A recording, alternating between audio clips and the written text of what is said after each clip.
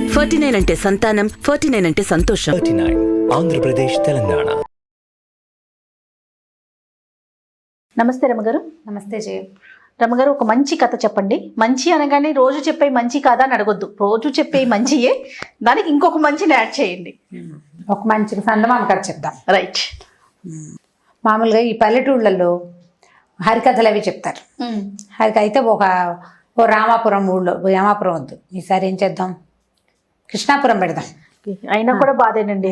ఎప్పుడు రాముడు, కృష్ణుడు, సోముడు వీళ్ళేనా అని అడుగుతున్నారు. కానీ కాదు రమ్మగారు, పేర్లు తెలియాలి. రాముడు, కృష్ణుడు ఇవే పెడదామండి మనం. సరే, కృష్ణాపురంలో పెడదాం. అయితే ఒక కృష్ణాపురం ఊళ్ళో ఒక హరికథ చెప్పారు ఒక దాసుగారు. ఈ హరికథ చెప్పే దాసుగారు ఏం చెప్పారంటే, ఆడవాళ్ళు కడు తెలివైన వాళ్ళు, ఆడవాళ్ళ తెలివి అంతా ఇంత కాదు అని చెప్పారు.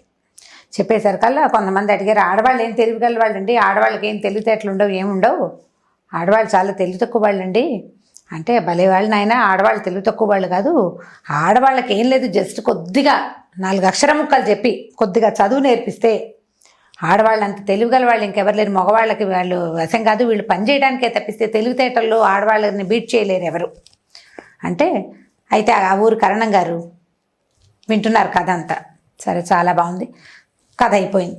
స్త్రీలు బహు తెలివైన వాళ్ళు అని హరిదాస్ గారు చెప్పారు. వినటానికి ఎంత బాగుందో. అక్కడి నుంచి ఏమైంది, ఆయన హరిదాస్ గారు స్టేజ్ దిగి వచ్చాడు. పళ్ళెంలో అందరూ 10, అప్పట్లో ఉంది 10 పైసలు 20 పైసలు, పావలాలు 10 రూపాయలు వేసేవాళ్ళు. కరణం గారే కథ చెప్పించారు, బాగా వేస్తారనుకుంటే ఆయన ఒక చల్లని చిలుకాని తెచ్చి హరిదాస్ గారి పళ్ళెంలో పెట్టారు. వారికి నచ్చలేదు, ఆయనకు నచ్చలేదు. సరే, అక్కడి నుంచి హరిదాస్ గారు తెల్లబోయి, అదేంటండి అయ్యగారు, మీరేదో పెద్దగా ఘనంగా సన్మానం చేస్తారనుకుంటే ఇట్ట పెట్టారు, పరువు పోయింది అన్నట్టు. ఆయన పరువు బాగలేదు, నువ్వు కనుక ఈ వాక్యం చెప్పకుండా ఉంటే ఖచ్చితంగా నీకు పెద్ద బహుమానమే ముట్టేది.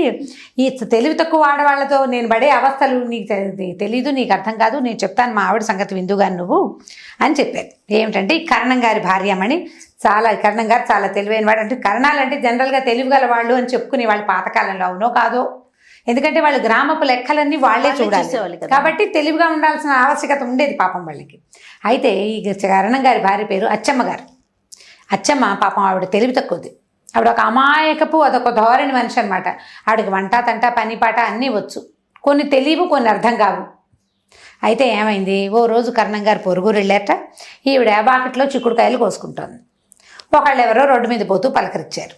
ఏమమ్మా కరణం గారు లేరా ఏదో అడిగారు. ఏమమ్మా మీకు పిల్లలు లేరా అని అడిగాడు. అడిగితే ఈవిడికి ఆలోచించింది, మాకు పిల్లలు ఉన్నారా లేదా, లేకుండా ఎందుకుంటారు, ఊళ్ళో అందరికీ లేరు పిల్లలు, మాకు ఉంటారని తలకాయ అయిపోయింది. తర్వాత అనుకుంది, పిల్లలు ఉన్నారో లేదో మా ఆయన్ని అడిగి తెలుసుకోవాలని అనుకుంది. ఆవిడ తెలివది. అక్కడి నుంచి ఏమైంది, చీకటి పడ్డాక బాగా చీకటి పడిపోయింది. ఆ రోజుల్లో ఏంటంటే సాయంత్రం 6 అయ్యేసరికల్లా భోజనాలు చేసేవాళ్ళు, గూట్లో దీపం నోట్లో ముద్ద పద్ధతిగా ఉండేవాళ్ళు. మీరు ఇదివరకు విన్నారు, తెలుసు కదా. సరే, ఏమైంది, కరణం గారు 7 దాటి 7:30 7:30 అయిపోయింది. పొద్దున్న ఎప్పుడో 9 గంటలకి తిన్న అన్నం ఆయన కరమని ఆకలి వేసేస్తోంది. బోళ్ళ పైగా అప్పుడు బస్సులా లారీలా ఏమీ లేవు, కాలినడకని తిరగాలి ఊళ్ళ సర్వే చేయటం అంటే అంతా నడకే. నడిచి అలసిపోయి ఉన్నాడు, ఆయనకి ప్రాణం పోతోంది ఆకలికి. సరే, ఏమేమి వంట చేసావా అన్నాడు లోపల రాగానే. చేశానండి, మిమ్మల్ని ఒకటి అడగాలండి అందుట. అంటే తర్వాత అడుగుతామని ముందు నీళ్ళు పోసుకుంటా వడ్డిచ్చేసేయి, ఆకలి వేసేస్తుంది నాకు అన్నాడు. 7:30 8 కూడా అయిపోయింది, చీకటి పడిపోయి ఆకలి వేసేస్తుంది ఆయనకి, నిద్ర వచ్చేస్తుంది, ఆకలి వేస్తుంది. ఆయన ఒక్క చెంబు అట్లా నువ్వు దగ్గర దిమ్మరించుకుని వచ్చేసరికల్లా ఈవిడ ఆ కంచం పెట్టింది, కూర పప్పు వేసి సిద్ధంగా కూర్చుని ఏమడిగింది, ఏమండి మనకు పిల్లలు ఉన్నారా. ఆయనకి అసలే ప్రాణం పోతుంటే పొద్దునుంచి ఆకలిగా ఉన్నవాడికి ఎలా ఉంటుంది, 2 ముద్దలు గబగబా నోట్లో వేసుకుంటూ అన్నాడు. ఏమండి ఆడపిల్లలా మగపిల్లలా అండి అని. సరే, విసుగు పుట్టింది ఆయనకి. తల్లి, ఎవరో ఒకళ్ళు ఉన్నారు, కాదండి ఆడపిల్లనా మగపిల్లనా చెప్పండి అంత అనేసరికి ఆడపిల్లలేవే అన్నాడు. లేదని చెప్తే పోను, చెప్పలేదు ఆయన. పిల్లకి పెళ్ళయిందా మన పిల్లకి అడిగింది. సరే, పిల్లకి పెళ్ళయింది అన్నాడు. ఎవరబ్బాయికి ఇచ్చాం మనం, తర్వాత ప్రశ్న కూడా వచ్చేసింది, ఎవరబ్బాయికి ఇచ్చారు వీళ్ళ పిల్లని. ఇక ఆలోచించాడు, విసుగు పుట్టింది ఆయనకి. గబగబా తినేస్తున్నాడు ఆయన స్పీడ్గా. ఈయనకి చెప్పలేక సమాధానం, ఎవడో ఉన్నాడే ఆయన పేరు వల్లకాట్లో రామనాథయ్య, ఆయనకి ఇచ్చామన్నాడు. ఈవిడ పేరు గుర్తుపెట్టుకుంది. మర్చిపోతానని వంటింటి గట్టు మీద కుంపట్లో బొగ్గులు ఉంటాయి కదా, బొగ్గుతోటి రాసుకుంది వల్లకాట్లో రామనాథయ్య. ఓహో, రామనాథయ్య అనే పిల్లవాడు వల్లకాటి వారు వాళ్ళ ఇంటి పేరు. పాత రోజుల్లో చింతావారు, పేకావారు అలాంటి పేర్లు ఉండేవి, చింతకాయల వాళ్ళు, వంకాయల వాళ్ళు ఉండేవి కదా. సో వీటితో పాటు వల్లకాటి వారు ఇంటి పేరు వల్లకాటి వారి ఇంట్లో ఇచ్చాం. వల్లకాటి రామనాథయ్య అనేవాడు, మా రామనాథం అనేవాడు మన అల్లుడు. సరే బాగుంది. ఆవిడ ఒక పిల్ల ఉందని, పిల్లకి పెళ్ళి అయిందని, ఊళ్ళకి పురుళ్ళు పోసామో లేదో అవన్నీ ఆలోచించుకుంటుంది. ఒక 3-4 రోజులు గడిచినాయి. ఎండాకాలం మధ్యాహ్నం 1 గంట 2 గంటల వేళ ఈవిడ ఏం చేసింది, 4 గంటలకి చేసుకోవాల్సిన టిఫిన్ కోసం దెబ్బరొట్టి వేసుకోవాలంటే 2 గంటకి 2 పప్పు రుబ్బుకోవాలి కదా, మినపప్పు రుబ్బుకుంటుంది. రుబ్బుతుంటే ఏమైంది, బయట నుంచి ఎవరో తలుపు కొట్టారు. పాతకాలపు ఇళ్ళు కదా, ఈవిడ దొడ్లో వెనకాల పెరట్లో ఎక్కడో రుబ్బుతోంది. వాకిలి గుమ్మం బోళ్ళు దూరం ఉంది. ఈవిడ వెళ్ళే లోపల తలుపు కొట్టేవాడు ఇంకా జోరుగా కొట్టాడు. ఈ భర్త గారు ఏం చెప్పాడంటే, ఈవిడ అమాయకురాలు కదా, తలుపులు తీయద్దు, పేరు అడిగితే కానీ తీయకూడదు, పేరు చెప్పాలి, అవతల వాడు చెప్తే కానీ తీయద్దు అన్నాడు. ఈవిడ అక్కడి నుంచి ఎవరో చెప్పండి, ఎవరినైనా మీ పేరేమిటి అని అడిగింది. ఆ దూరంగా ఉన్నవాడికి వాడు ఏదో చెప్పాడు, ఈవిడికి వినపడ అంది. నీ పేరేమిటి అంది. మళ్ళీ వాడు ఏదో చెప్పాడు, అంది. కాసి 4-5 వాక్యాలు గడిచాక వాడు గట్టిగా విసుకుని, ఎవరో లేవమ్మా, వల్లకాట్లో రామనాథయ్య మంచినీళ్ళు ఇవ్వు ముందు అన్నాడు. అనేసరికి వల్లకాట్లో రామనాథం మాత్రం వినపడింది ఈవిడికి. అయ్యో బాబోయ్, మా అల్లుడు వచ్చేసాడు, ఇంకేముందని గబగబా ఈవిడ పరిగెత్తుకుంటూ ఈ పప్పు చేయి కడిగేసుకుంది. పప్పు రుబ్బుకుంటుంది కదా, కడిగేసుకుంది. చేతులు తుడుచుకుంటూ గబగబా వెళ్ళి తప్పు తీసి, నాయన నువ్వేనా మా అల్లుడు, రా నాయన లోపలికింది. ఈయన మంచినీళ్ళు ఇవ్వకుండా ఈవిడేమిటో వెర్రెక్కినట్టు మాట్లాడుతుందని ఆయనకు అర్థం కాలేదు. వచ్చిన వాడికి అక్కడి నుంచి లోపలికి రాంది. గబగబా చెముతో మంచినీళ్ళు పట్టుకొచ్చి ఇచ్చింది. అమ్మయ్య మంచినీళ్ళు తెచ్చింది చాలని అది మంచినీళ్ళు తాగంగానే నాయన కూర్చొని పడకొచ్చి జరిపింది. కూర్చోమంటుంది. ఏమిట్రా, సరే ఇంత ఎండగా ఉంది, ఎండలో బయటికి వెళ్ళటం ఎందుకు, కూర్చోమంటుంది కదా అని చెప్పి కూర్చున్నాడు. విసనకర్ర తెచ్చి చేతికిచ్చింది.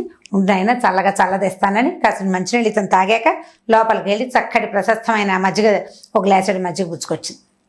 నాయన మీ ఇంట్లో అందరూ కులాసాగా ఉన్నారంటే, వీడికి ఆవిడ కుశల ప్రశ్నలు ఎందుకు అడుగుతోందో అర్థం కాలేదు. బాగున్నారన్నాడు. అమ్మాయి ఎలా ఉంది అంది. ఎవరమ్మాయి అని ఆలోచించాడు. సరే బాగానే ఉంది అన్నాడు.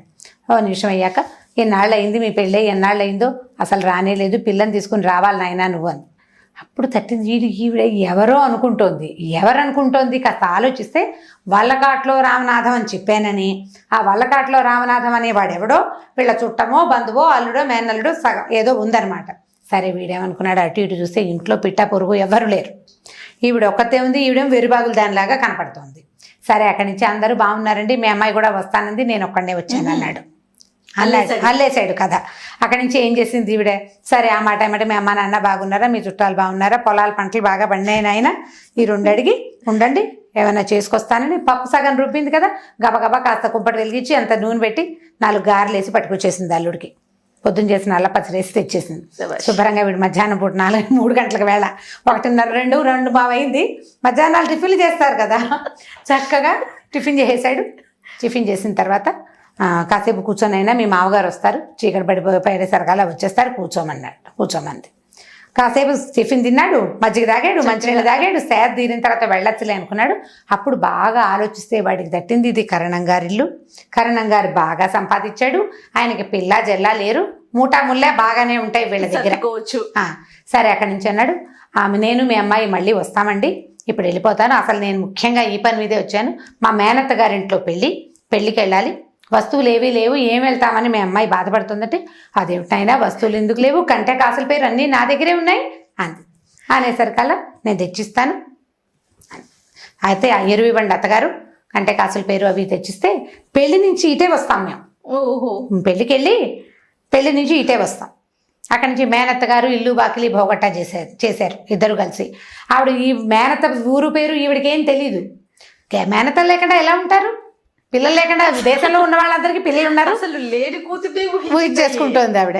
సరే అక్కడి నుంచి ఏం చేసింది, మీ మేనత్త వాళ్ళ కూతురు ఏ పిల్లాడి ఏ ఊరు కంఠం ఎంత ఇస్తున్నారు లాంటివి కూడా కనుక్కుంది. సంభాషణ నెరుపుతుంటే వీడు పైవాడేమోనని తెలియలే ఆవిడకి, ఇంకా ఇమర్స్ అయిపోయింది అనమాట. అక్కడి నుంచి ఏం చేసింది, వస్తువులు తేవడానికి వెళ్ళింది. 1-2 పట్టు చీరలు కూడా ఇవ్వండి అత్తగారు, పంచి చీరలు ఏందే బంగారు వస్తువులు కనపడవసమండి అన్నాడు. సరే అది బాగుందని ఆవిడ 4 చక్కటి పట్టు చీరలు, అక్కడి నుంచి కంటే కాసుల పేరు, వంకీలు, వడ్డాణం. కంటే అంటే మెళ్ళో వేసుకునేది, గట్టిగా ఉంటుంది, రౌండ్గా ఉండి ఒక ఎలా అంటే రింగ్ లాగా ఉంటుంది కంటెంట్. కాసుల పేరు తెలుసు, కంటే కాసుల పేరు కాంబినేషన్. ఆ రౌండ్ ఇట్లా మెడ మీద ఇట్లా గుండ్రంగా ఉంటుంది, కాసుల పేరు కిందకు వస్తుంది అనమాట. ఇవి 2 వడ్డాణము, మళ్ళీ అక్కడి నుంచి వంకీలు, గాజులు అవి పట్టుకొచ్చి ఇచ్చింది. ఒక 3 పట్టు చీరలో 4 పట్టు చీరలో పట్టుకొచ్చింది. సరే ఓ చిన్న గుడ్డ ఇవ్వండి అని అన్ని మూట కట్టుకుని తీసుకున్నాడు. శుక్రవారం పొద్దునే పెళ్ళండి, పెళ్లి నుంచి భోజనాలు చేసేసి మీరు వంట ప్రయత్నం అది చేయబాకండి. సాయంకాలం అన్నం తిని ఇక్కడే వెళ్తాము, చీకటి పడే వేళకి వచ్చేస్తాము. రాత్రికి అన్నం తిని గూడుబండిలో ఇంటికి వెళ్ళిపోతామంటే మా ఊరు వెళ్ళిపోతామంటే ఎందుకునైనా మేము ఇంటికి వెళ్తాము, రాత్రికి ఇక్కడ పడుకుని శుక్రవారం పూట పిల్లని ఎట్లా పంపిస్తాం, పెళ్లి కంటే నువ్వు తీసుకెళ్తావు కానీ శనివారం పొద్దున్నే చక్కగా ఫలహారం చేసి ఇంటికి వెళ్తురు కానీ సరేనన్నాడు. అయిందా? సరే, మీ అమ్మాయి కులాసాగా ఉందంటే అమ్మాయి లక్షణంగా ఉందండి, ఎంతో బాగుంది, మీకోసమే అడుగుతోంది, రేపు అసలు చూడాలంటోంది, కానీ నేను ఇవాళ వస్తువులు అరుగు తీసుకోవడానికి వచ్చాను కానీ లేకపోతే మేము కూడా నేను పెళ్లి నుంచే వద్దాం అనుకున్నాను అని చెప్పాడు. ఆవిడ ప్రగాఢంగా నమ్మేసింది. దారిలో తినడానికి ఇంకో 2 గారె ముక్కలు ప్యాక్ చేసి పంపించింది అల్లుడు గారు. అల్లుడు వెళ్ళిపోయాడు. చీకటి పడ్డాక భర్త వచ్చాడు. ఆయన లోపల రాగానే మన అమ్మాయి కులాసా ఏటండి అని. ఎవరమ్మాయి అన్నాడు భర్త. మన అమ్మాయేనండి అని. మన అమ్మాయి, మనకక్కడ అమ్మాయిలు ఎక్కడ ఉన్నారంటే అదేమిటి లక్షణంగా అమ్మాయి అంటే ఇలా పిచ్చి మాటలు మాట్లాడతారు. అసురు సంధి వేళ అల్లుడు వచ్చాడు, గారెలు తిన్నాడు, పాపం పిల్ల పెళ్ళికి వెళ్ళాలట, దాని దగ్గర వస్తువులు లేవు, అలా ఇవ్వకుండా అన్నీ మన ఇంట్లోనే పెట్టుకున్నాం, మనమేమిటండి మరీ విడ్డూరంగాను, దాని వస్తువులు దానికి ఇవ్వద్దు పిల్లకి, అందుకని ఎరువేట తర్వాత ఇస్తానన్నాడు. శుక్రవారం ఎరువేనండి, మరి మీరు మీ వస్తువులు మాకెందుకన్నాడు, బంగారు కొండండి మా నల్లుడు, ఎక్కడైనా మనకు ఒకతే పిల్ల ఉంది, అసలు వాడని పట్టు చక్కపోవచ్చు, పట్టుకెళ్ళటం లేదు, ఎరువే అడిగాడు. 4 రోజులు ఉంచుకుని పెళ్లికి పెట్టుకున్నాక శుక్రవారం నాడు పట్టుకొచ్చి ఇచ్చేస్తాడు. అనగానే కంటే కాసులు ఈయన వెంటనే దగ్గర ఏ వస్తువులు ఎరువు ఇచ్చావే అన్నాడు. కంటే కాసుల పేరు లెక్క లైన్ చెప్పేసింది ఆవిడ. ఇంకేమి ఇచ్చామంటే పట్టు చీరలు ఇచ్చాను, గారెలు వేసి పెట్టాను. ఎవడే వాడను వల్లకట్లో రామనాథం అండి మనకు. కానీ నిర్ఘాంతపోయాడు. అయ్యో ఆ రోజు మనకి పిల్లలు లేరని ఒక్క వాక్యం చెబితే సరిపోయేదానికి అనవసరంగా విసుగుపడి అలా వలకాట్లో రామనాథం అని చెప్పాను వెర్రిబాగులు దానికి. వాడెవడో ఈ మాట విన్నాడో ఇదే అందించిందో దీని తెలివితేటలు ఎక్కువైపోయి వాడు కాస్త వచ్చి కొట్టుపోయాడు. ఇంకేముందని ఓర్మని నెత్తిమీ చేతులు పెట్టుకుని ఏడవడం మొదలెట్టాడు. కారణం కాదు, ఇన్నేళ్ళు సంపాదించింది మొత్తం మూట వల్లే పోయింది, బంగారు వస్తువులన్నీ ఇచ్చేసింది ఆవిడ. ఆయన ఏడుస్తుంటే ఈవిడేమనుకుంది, అయ్యో అల్లుడికి కూతురికి ఏమైనా ముంచుకొచ్చింది, ఈయన బయట నుంచి వచ్చాడు తెలుసుకొచ్చుంటాడు, ప్రయాణంలో అల్లుడికి ఏదో అయిందని ఆవిడ ఏడవటం మొదలుపెట్టింది. పిచ్చి తల్లి ఏడుస్తుంటే చుట్టుపక్కల వాళ్ళు చేరారు. చేరితే ఏముంది లబో దిబో, ఈవిడేమో మా అల్లుడు వచ్చాడంటుంది, నా బొంద నేనేదో చెప్తే వాడెవడో ఎత్తుకుపోయాడంట ఆయన. ఇక వస్తువులు పోయాయని ఏడుస్తున్న కరణం గారిని, లేని కూతురికి అల్లుడికి ఏదో జరిగిందని ఏడిచే అచ్చమ్మ గారిని, ఇద్దరిని ఓదార్చి ఆ ఊరు జనం ఇలా కర్మానికి ఎవడ కర్తలు అని అనుకుంటూ పోయారు. ఇప్పుడు హరిదాస్ గారికి ఈ కథ చెప్పారనమాట కరణం గారు. అంత తెలివిగల స్త్రీతోటి ఉంటున్నాను నాయన, స్త్రీలు తెలివిగల వాళ్ళు అని నువ్వు చెబితే నాకు నీకు డబ్బులు ఇవ్వాలనిపించట్లేదు, మరోసారి మా ఊరు రాకు. ఒకవేళ ఏ ఊరైనా వెళ్తే ఇలాంటివి చెప్పకు, స్త్రీలను చదివించండి, స్త్రీలకు కూడా తెలివితేటలు ఉండే అవకాశం ఉంది అనాలి, అంతేగాని స్త్రీలే తెలివిగల వాళ్ళని నువ్వు చెప్పద్దు. తెలివిగల వాళ్ళు కాదు స్త్రీలు, వాళ్ళని కొంత చదివించాలి, కొంత తెలియచేయాలి, కొంత లోకజ్ఞానం అలవరిచి పెళ్లిళ్ళు చేయాలి. ఈ 7 ఏళ్ల 3 ఏళ్ల పిల్లలకి పెళ్లిళ్ళు చేశాక వాళ్ళని మా నెత్తి మీద పడేస్తారని ఆయన తిట్టి హరిదాస్కి ఏమీ ఇవ్వకుండా పంపించేసారు. ఇప్పుడు ఈ వల్లకాట్లో రామనాథం గారి కథని తెలుసుకుని మీరు పిల్లలకి చెప్పాలి. ఎలా చెప్తారో చెప్పండి, మీ ఇష్టం. ఎంత బాగుందో రమ్మగారు, స్టార్టింగ్ నుంచి నవ్వుతుండే నాకు కళ్ళల్లో నీళ్ళు కూడా వచ్చేస్తున్నాయి. అద్భుతంగా ఉంది స్టోరీ. తెలివైన వాళ్ళకి ఉంటారు, ఇప్పుడు కూడా ఉన్నారంటారు రమ్మగారు. ఎందుకంటే ఇప్పుడు ఇది సందర్భం కాదు కానీ ఈ మాట చెప్తాను. రైస్ పుల్లింగ్ని నమ్మట్లా జనం. రైస్ పుల్ చేస్తాం, రైస్ పుల్లింగ్, ఈ బియ్యం ఒక చోట ఉండి బియ్యాన్ని లాగుతుంది, దానివల్ల డబ్బు వస్తుంది. బంగారం దీనికి గంపలో పెట్టండి, రేపొద్దుటికి డబల్ అయిపోతుంది. పిచ్చి బొందలు కాదా వీళ్ళందరూ? ఇది తెలివే? కొంతమంది అంట బాబాలని నమ్ముతారు, మంత్రగాళ్ళని నమ్ముతారు. అక్కడెక్కడో భూమిలో భూగర్భ నిధులు ఉన్నాయని, భూగర్భ నిధి ఉంటే మాత్రం నువ్వు ఎలా తీసుకుంటావు, గవర్నమెంట్ అది కాదు, దానికోసం వెళ్తాను. అత్యాస కాదు రమ్మగారు, మెరుగు పెడతామని చెప్పి వస్తారు, మెరుగు పెట్టే వాళ్ళకి వస్తువులు తీసేస్తారు. ఒకటిచ్చి చూద్దాం అనుకోకుండా అన్ని వస్తువులు చేతులు పెడితే అట్లా రోడ్డు మీద బంగారం దొరికిందని 100 రూపాయలు, 100 మీదేనా అని మోసం చేసేవాళ్ళు ఉన్నారు. వీళ్ళందరూ తెలివి తక్కువ పెద్దమ్మలే. ఇప్పుడు ఆవిడది మరీ తెలివి తక్కువ అనుకో, ఇప్పటికీ ఉన్నారు తెలివి తక్కువ పెద్దమ్మలు. మీరు ఎంతమందిని నమ్మి మోసపోవట్లేదు? ఫేస్బుక్లో ఫ్రెండ్షిప్లు చేసి మోసపోయి డబ్బులు లక్షలు ఇచ్చేసే వాళ్ళు కొంతమంది, ప్రాణాలకి మీదకి తెచ్చుకుంటున్న వాళ్ళు కొంతమంది. ఏం తెలివి? ఏది తెలివి లేదు, తెలివి లేవు. స్నేహాలు చేసి ఫ్రెండ్షిప్లతోటి ఒకటితోటి ఫ్రెండ్షిప్ చేస్తే వాడు తన ఫ్రెండ్స్ 3 4 తోటి ఆడపిల్లల్ని పనిచేసి సర్వనాశనం చేసేసే వాళ్ళు ఉన్నారు. మీకు ఏవి తెలివితేటలు? ఇప్పుడు మోసగింపబడుతున్న వాళ్ళలో ఆడవాళ్ళు మగవాళ్ళు కూడా ఉన్నారు లోకంలో. ఇప్పుడు కనపడుతుంది, రోజు పేపర్ చూస్తామా, కొంతమంది అమ్మాయిలు మోసపోయినట్టు, కొంతమంది మగవాళ్ళు మోసపోయినట్టు కనపడుతున్నాం. మెజారిటీ ఆడవాళ్ళదే. అవును, మెజారిటీ ఆడవాళ్ళదే. వీళ్ళ మూర్ఖత్వం, వీళ్ళ తెలివి తక్కువతనంతో ప్రత్యేకమైన విషయాలు, అనవసరమైన విషయాలకి ఎక్కువ ఇంపార్టెన్స్ ఇచ్చి ప్రాణాల మీదకి తెచ్చుకుంటారు. అక్కర్లేని స్నేహాలు నాశనం చేసుకుంటారు. అక్కర్లేని స్నేహాలు, అనవసరమైన ప్రయత్నాలు. వాడెవడో ఫేస్బుక్ లో ఫ్రెండ్ ముక్కు మొహం తెలియని వాడిని నువ్వు ఎలా నమ్ముతావు? నువ్వు పక్కింటి వాళ్ళతోటి కూడా మాట్లాడవే. వరుసలు కూడా చూసుకోవట్లేదు రమ్మగారు. వరుసలు కూడా చూసుకోవట్లేదు. కజిన్స్ తోటి ఫ్రెండ్షిప్ చేయటం. పైగా ఈ రోజుల్లో ఏమిటి, నన్ను జడ్జి చేయకూడదు అనేది ఒక మాట. రెండోది మనసే ఇంపార్టెంట్. మనసే ఇంపార్టెంట్. బుద్ధి కాదా ఇంపార్టెంట్? మనసు కాదు, బుద్ధి ఇంపార్టెంట్. అసలు దీనికి ఈ ఇంపార్టెన్స్ ఇవ్వాలా వద్దా అనేది ఆలోచించకుండా తెలివి తక్కువగానే చేస్తున్నారు. ఇప్పటికీ ఆడవాళ్ళు తెలివి తక్కువగానే ఉన్నారు. మారాల్సిన అవసరం అయితే ఉంది. అసలు లేటెస్ట్ పిల్లల్లో మరీ ఉంది జయ. ఇంత చదువుకుంటున్నారు, తెగ చదివేస్తున్నారు అమ్మాయిలు, అయినా కూడా పప్పులో కాలేస్తున్నారు. చాలా మూర్ఖంగా, అంటే అది మీరు అన్నట్లుగా బిహేవ్, తెలివి తక్కువ పనులు, చెయ్యకూడని పనులు, అక్కర్లేని మాటలు, ఇద్దరితో ముగ్గురుతోటి ఎట్ ఏ టైం స్నేహాలు చేసి ముగ్గురిని మెయింటైన్ చేయాలనుకోవటాలు, పప్పులో కాలేయటాలు, అనవసరంగా పెద్దవాళ్లతోటి స్నేహాలు, ఈడుకు మించిన వ్యవహారాలు, అన్నీ తప్పులే. ఇవన్నీ హెచ్చుగా ఆడపిల్లల్లోనే కనపడుతున్నాయి.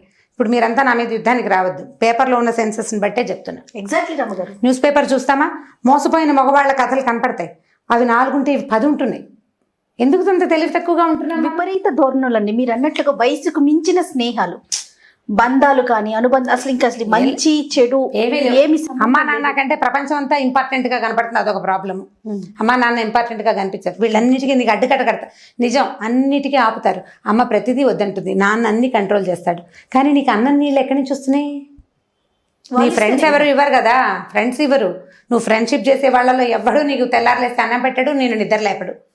వీళ్ళే కదా చేస్తారు. అది తెలుసుకుని చావకుండా. తెలివితేటలు లేవు చేయ, ఇంకా బాగా తెలివిగా లేరు ఆడవాళ్ళనే అనిపిస్తుంది. ఆలోచించి చూడండి. డెఫినెట్గా రమ్మగారు. Thank you. మంచిగా నవ్వించారు, మంచి ఆలోచింప చేసే మాటలను కూడా చెప్పారు. చాలా బాగుంది రమ్మగారు. ఇంకొక వీడియోలో మళ్ళీ కలుద్దాం. తప్పకండి. ఇక ఈ వీడియో కనుక మీకు నచ్చినట్లయితే లైక్ చేయండి, షేర్ చేయండి. మరిన్ని వీడియోస్ కోసం మా ఛానల్ని సబ్స్క్రైబ్ చేసుకోండి.